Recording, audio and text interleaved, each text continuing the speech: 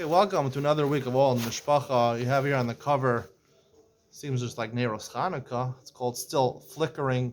Um, it's a reference to a story they have about a group of British Jews who slipped behind the Iron Curtain. Um, I want to talk today, I didn't read that article. I want to talk today about a letter to the editor, which is really a response to something I talked about in a previous show. About a letter a couple of weeks ago where someone asked this Rabbi Greenwald, who's a dean here of a seminary, asked him his opinion. It was a mother-in-law and a father-in-law writing to him. They didn't know what to do with their daughter, who just got married to an amazing son-in-law, and they sent him to Israel to learn Torah, to grow in Torah. And they're expecting to hear about his siyum and his chaburos. Instead, they're hearing from their daughter about their trips to Netanya. They're going shopping at the big malls, the great malls here in Israel. They're going out to restaurants all the time. Where's their money going? This is what they're giving them money to live it up. And how do they talk to their daughter about it to cut it down a little bit, to tone it down, and let their husband dedicate himself to learning? Why is the husband doing this? The son-in-law, the great son-in-law, what is he doing over here? So there's a lot of feedback to that letter, right? Greenwald himself personally wrote that we live in a different generation. These things are really necessary nowadays, which really wasn't what the questioner was asking. She was saying, this is not the way I want to spend my money. What can I do to talk to my daughter about it? But so he tried to give it advice for that also. This letter is written by someone who also was supported by their parents and in-laws. Let's read the letter. As someone who is jointly supported by both my parents and in-laws, right, Greenwald's response hit a very raw nerve. While we know that there is no giving that comes entirely without strings attached, my parents' giving was as close to it as possible. My in-laws, in contrast, thought that a couple being supported was not entitled to any help or an evening out. We learned not to tell them about our happy moments and getaways. My husband bought me a gift that I was careful not to wear in their presence. The day that we were able to manage on our own, we let them know that we no longer needed their support. The response we got was shocking. They let us know that they are happy to help us anyway, and we should save up for bigger expenses. Yet instead of feeling cared for and loved, we feel choked and beholden by their generosity. Rather than being something that fosters good feelings all around, the money burns. We feel them reviewing our spending habits and looking critically at every purchase we make. I am forever excusing myself with a quote unquote I got it for cheap on Ally, or quote unquote it was a hand me down dot dot dot. Parents, give it as a gift or don't give. The strong words of Anonymous. Some woman, now there's plenty of people like this that get supported. Her parents obviously didn't really care what she spent the money on. Sounds like it was very serious, the husband anyway, about his learning. But the in-laws were getting involved. What are you spending our money on? She says, listen, you're supposed to give us money. And don't ask where that money goes. It's not your business. None of your business. Now, I like to tell this lady over here, seemingly the woman over here, that this is not the way it works in the world. Yes, it also does not the way it works in the world that people support their children for 5 or 10 or 15 years because the son is studying with no pursuit of any goal, seeming goal, or degree. He's not going to get a degree or a goal. Most of these people are not getting smicha. They're not going to serve as a rabbi. They're learning in kollel just to learn for the sake of learning. That's the way you're supposed to do it, according to the real yeshivish from circles. So the way it works in the world, that's not normal to do. But it's also not normal to take something and not to expect people who gave you something to want something in return. It's called quid pro quo. I do a favor for you. You do a favor for me. There is no such thing as a gift in this world without people wanting something back. They might not tell you at the moment they want something back, but there's an expectation that they will be getting something back. A lot of parents give money and they ask their kids to come home for Pesach and Sukkot and things like that. There's no way you can answer, it's inconvenient for me. I have a lot of kids. I don't want to take, the flight that you're offering because I have 7 kids. The flight you're offering has 3 stopovers, one in Russia, one in France, and one in Turkey, and they have layovers for 24 hours, and I have no idea what I'm going to do with my 7 screaming kids. There's no, there's no, there's no answer to that. You have to listen to them, and that's not the only thing you have to listen to them. If they want to inquire where you're using your money, that's their business and their prerogative because they're giving you that money. Now, she says at one point, we reached the point we didn't need their help. So what happened? She went back to them and I don't want your money anymore. And they said, no, we're still giving you money. She couldn't even say no to that. She couldn't even end it because she already taken money for as many, whatever amount of years, like 5 years. She took the money. She already taken. She couldn't even say no. And now probably also, she probably didn't want to say no because it's very easy to take money. It's much easier to take money than to earn money. So she was very happy taking the money, and she continued taking the money, and they continued asking her about her finances, and she's still getting more perturbed and more angry. And parents, give it as a gift or don't give. Oh, an ultimatum over here. No, whether you're the parents or a third party, anyone who's giving you a gift, there are strings attached. There's always strings attached. There's always an expectation that you will do something in return for the gift that you are given, even if it's given for the holiest intent to help them sit and learn Torah. Um, that is the reality of the world. I do. Besides this, there's a lot of things I do on this channel.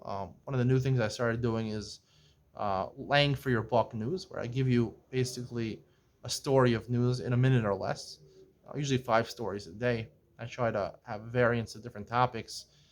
One of the more popular videos I put out was a video where I talked about the politics, Donald Trump versus Ron DeSantis, who's going to win if there was a primary between DeSantis and Trump. Polls are showing that DeSantis is way ahead of Trump, and when I do these news thing, I say in the first 10 to 15 seconds what the seemingly objective facts are. And then I tell you my opinion because all news, whether you like to believe it or not, is biased and reflects the opinion of the one who presents the news. So I'm not shy about that. I'm going to tell you the story. I'm going to tell you my perspective on the story, and I'm going to make it transparent to you so you can debate it if you want to. I'm going to give you the reason why I said what I said and make it transparent to you, not hide behind some objective news that I'm presenting to you while I'm leaving out facts. Many people have these claims against certain news stations.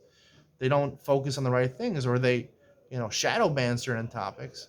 I don't do that. I talk about the topic. I tell you my reason. I'm very transparent. As I said, listen, Ron DeSantis seems like basically almost like Trump in his policies, conservative policies, sticks to his guns, and is better with PR, public relations, than Donald Trump. He doesn't, yell at people. He doesn't continually say the same things and continually, pat himself on the back. And people get frustrated with Trump, with his rhetoric, and he keeps on talking how he's the greatest president ever, and he never did anything wrong, and he's, the greatest thing in the world. And he keeps on talking about these things, which are, a lot of them are controversial. And he hurts him. Everyone agrees he's hurting himself by doing it. So people say Ron DeSantis, same policies, same toughness, same conservative outlook against woke culture. And he says Florida is where the woke goes to die. Sounds really good. And he's very well spoken. So a lot of people are, already in 2022, when the nomination is going to be 2024, they're already saying DeSantis has an advantage over Trump. I pointed out, I still feel Donald Trump is a better candidate for president.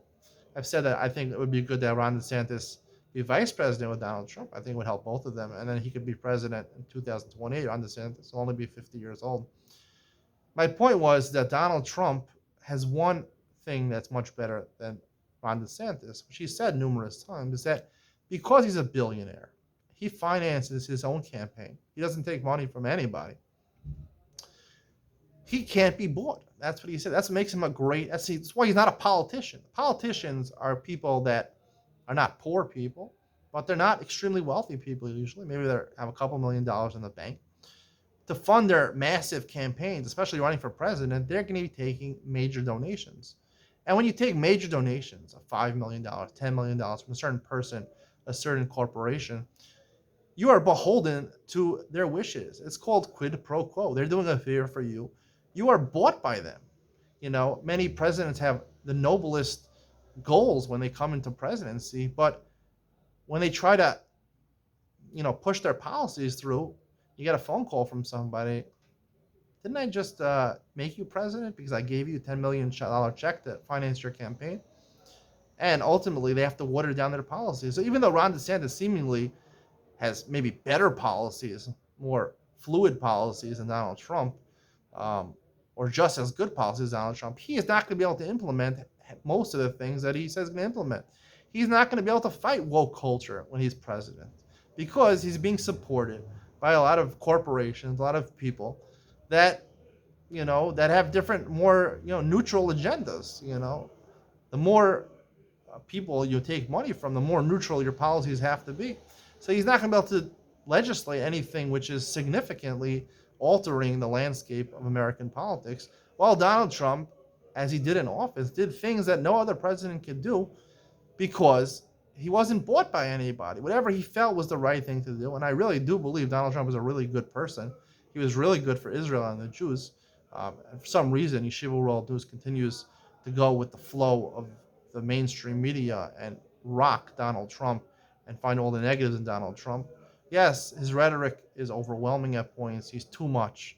Yes, he hurts himself. At the end of the day, his policies were great. His PR wasn't that great. His policies are great, and he was a great president overall. And the most of the reason for that is because he was able to implement so many of the things he wanted to, building a wall in Mexico and things like that. He wasn't able to finish it, but that's something that never done. No president ever moved the embassy to Jerusalem, even though they all promised to do it. But because they're beholden to their benefactors, they can't do these things. It's called quid pro quo. It doesn't just only play out on a big stage like a presidential stage. It plays out in daily life.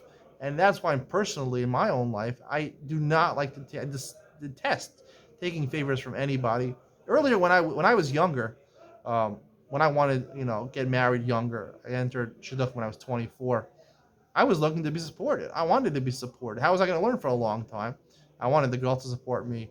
My parents was a no-go. They didn't really want me to be, they wanted me to get a degree, a law degree, or become a shul rabbi or something to earn a salary.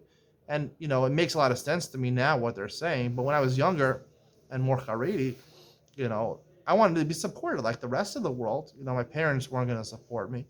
I was upset about that. I wanted them to support me, but they weren't going to. So the only way I saw it was finding a girl who would support me. I didn't make that exclusive. If the girl sounded like a really good girl, I'd say, well, figure it out. Like my Rosh Hashanah always says, you'll figure it out. You live in poverty and debt. But I wanted the money. But now, in retrospect, I'm glad that I'm in a marriage where I didn't. My in-laws don't have the money to pay. They didn't give me any money. They helped out a little with furniture in the beginning. That's a normal thing. It's a normal wedding gift to give things like that. My parents also helped out with some of the basic paying for the wedding, which is a big thing. People don't realize it's a big thing to pay for a wedding. Very expensive. They had to fly in some of my siblings, all my siblings, because they wanted them to be there for the wedding. That's expensive from New York to Israel. So at the end of the day, when you take money from somebody, especially in a marriage, it'll ruin your marriage, and you'll always be beholden to that person. I'm glad that my parents don't give me any money, and they pay for clothes for my kids. But that's a normal gift that parents give. They don't give me money to live on, and that's why I can have a normal relationship with my parents, because we're on equal footing. I'm not feeling I'm always obligated. When you take money from somebody and be supported by somebody else, you can't have a normal relationship with that person, whether it's your parents or anybody else, because you can't say what you really want to say. You can't say what you really feel about that person and what they're doing to you, because you're indebted to them. You're indebted once you take money, not just a loan. When you take a gift, you're indebted to that person. So that's just the way it works in the world. So for these people who come to Mishpacha magazine and write letters that give it without strings or not, that's just not the way it works in this world. I want to tie it into one more article, which I think was the only main article I actually read. It was interesting. You can see a picture over here. Looks like an interesting guy over here. Some guy. His name is Eliezer Ginsberg.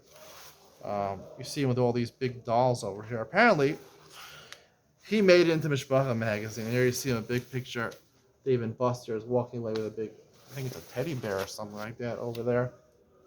He made it because he's really good at playing these arcade and children's games. You can see a picture over here. He's a lefty. He's shooting with his left hand. He's very good apparently at the basketball game. He once made, he won a bet with somebody. He made 94 out of 100 free throws. That's pretty darn good. He could be in the NBA, this guy. I don't think he's going to be in the NBA. They have cute pictures over here of this guy. So basically what he does, this is not what he does for a living, but what he does, he loves to play games because he's good at them. This is a skill that he has. Yeah, they imagine he has a minor medical condition, Tourette's syndrome, stutters and uh, involuntary movements in his body. But whenever he's focusing on the games, the claw games, the ring toss games, I think his daughter won, the basketball he's really good at, shooting. People ask him to win prizes for them. He's really skilled at these games. Anything you do for a long time, you'll be good at it. And the fact that he probably has skill at these games is also something that helps him out. The reason I'm bringing in the story is because why is this story mentioned in Mishpacha magazine? It's an interesting story. I mean, I feel bad for the guy. This is what he does. And the reason he wins these games, he's doing it to help out a cause. He gives these bears, these teddy bears, these large prizes that he wins to sick kids, people, even non-Jewish kids he sees that are suffering or having a bad day. He'll give it to them. He uses it for generosity, which is a nice thing. He wins these prizes. He gives them all away. All right, they're sitting in his parents' basement, and eventually he tries to give them all away. He has so many of these big teddy bears. Why is this in Mishpacha magazine? It's an interesting story. It's a story of chesed. But if you read the end of the article, which I found to be interesting, I didn't expect the end of the article to end this way. But when I saw the end of the article that it did end this way, I knew immediately one of the reasons it had made it into the as a feature article here in Mishpacha magazine. The last sentence says, the last paragraph says, Eliezer would love to make his Gamach official, to partner with an organization that helps sick children so he can be connected with more of those in need of his unique brand of service. And of course, it's a personal opportunity as well. As it ends off, quote unquote, I would love nothing more than to have more excuses to keep playing, he says. This guy, he's addicted. He loves to play these games. It gives him, because he's good at it. It's something he's good at. He has problems with other things. He's very good at playing these games. He's very successful. It makes him feel good when other people ask him to play games and win prizes for him. The whole reason he puts it in there is because, basically what I think, is he's putting advertisement out there. This is who I am. Partner with me. Chai Lifeline, call me up. Let's do a partnership together. I can get great prizes for your raffle. URA or whatever. I don't even know all the organizations. I'm not familiar with all these chesed organizations. There's a plethora of chesed organizations in Klal Yisrael. Partner with Eliezer. Why? So he can play more games. Nothing in life is for free. Yes, he's doing a tremendous chesed. He's winning these games. Now he's spending most of his money, but he doesn't want to spend all his money on this, and he wants to win as much as possible. Most importantly, he wants to play as much as possible because this is what gives him enjoyment in life. Even though this magazine talks about the only thing, a lot of places, maybe the only thing you should really truly enjoy is Torah, and anything else that you need to earn for parnasa should just be for earning money, so you can help out the yeshivas and help out the shuls and help out the mostos and the chesed organizations. But at the end of the day, he does this because he enjoys doing it. He likes to play these games. That's what gives him an enjoyment. So I really believe part of the reason this article is included is he wants to offer his services to a major organization. So why? He's not doing it purely because he has an altruistic heart. He's doing it because he wants to play more games, because they'll give him money to play games and he'll win more prizes to continue to finance his lifestyle. There's nothing wrong with that. I have nothing wrong with what he's doing. He's doing a really nice thing. He enjoys playing the games. Go play those games. Have fun. They're kids' games. You play them. He reminds me of he's like a grown-up teddy bear. He's like a big teddy bear. He's still a child. He's playing these games, but he's good at them. It makes him feel good. No problem. I have no problem. But you see, even someone who's doing this for seemingly altruistic reasons to give away these prizes, use prizes, he's not taking them for himself. He doesn't have anything to do with these big teddy bears. He gives it to kids and he makes them feel really good. So, but he's doing it because he wants to play more games. He wants the opportunity to partner with a big chess organization. They'll send him a nice big check. Go play some more games, win some more teddy bears, so we can give out at the auction, at the raffle, the Chinese auction. So nothing in life is for free. Everything is quid pro quo. That's the way it works. You give gifts because you hope to receive either gifts or other services or other benefits from that other person. Whether you're the most altruistic person in the world, you think you're the biggest tzaddik in the world, and you're doing chesed primarily for good reasons, you're always going to seek something back, whether it be honor, whether it be financial help, whether it be recognition. Everyone expects something back. There is no such thing as altruism, I believe. I don't believe in something as altruism. We're human beings. We want the primary, the only person that we care about in the world completely is ourselves. You can care a little bit, partially for other people, but you care most about yourself. The most person cares about, whether he likes to admit it or not, he cares about himself.